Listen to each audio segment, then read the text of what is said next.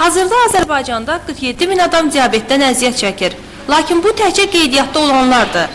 Ümumdünya Səhiyyə Təşkilatının apardığı araşdırmalara görə isə onların sayı 150 mini ötüb. Bugün Gəncədə də diabetə tutulanların sayı artmaqda davam edir. Şəhər endokrinoloji xəstəxanasında 4126 nəfər qeydiyyata alınan xəstə var.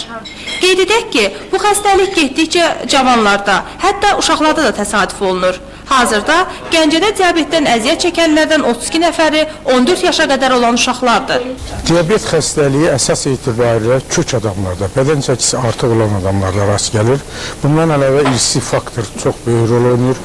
Əgər ata-ana tərəfdə olursa da bu daha xəstələnməyə meyil artıq olur. Bundan əlavə əsas etibar yaş faktoru burada rol oynayır. 40 yaşından yuxarı olan adamlar daha tez-tez bu xəstəliyə əmələ gələ bilər. Ona görə əhali bilməlidir ki, əgər onlarda tez-tez su içmək, tez-tez tualetə getmək və yanğı hissləri olursa, bədəndə qaşınma hissi olursa, iştahı artır, amma onun qabağında arıqlama gedirsə, onlar mütləq yoxlanmalıdır. Bəzən xəstəliyin fəsadlaşmış halında ona dərhal kömək göstərmək lazım gəlir. Həmin vaxtsa xəstənin yanında heç kəs olmur. Ona görə də bu xəstələr özlərinə necə ilk tibbi yardım göstərməyi bilməlidirlər.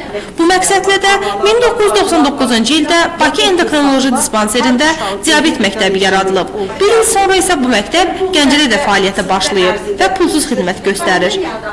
Burada şəkərli diabeti olan xəstələrə və onların qohumlarına ilk tibbi yardım göstərməyə öyrədilir və xəstəlik haqqında ətraflı məlumatlar verilir. Mən diabetlə xəstələrə xahiş edərdim ki, özləri ilə bərabər ailə üzvləri də həmən məktəbdə fəal iştirak etsin. Müəyyən proqram biz çərçivəsində onları məlumatlandırırıq. Şəkər xəstəliyinin əmələ gəlmə səbəbləri, onun fəsadları və o fəsadların qarşısını necə almaq lazımdır.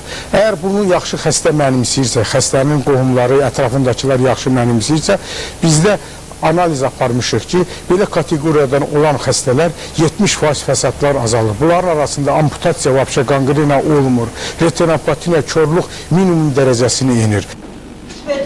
Hazırda bütün dünyada diabet tibbi problemdən sosial problemə çevrilib. Bugün bu xəstəliyə bütün təbəqədən olan insanlar arasında rast gəlmək olar.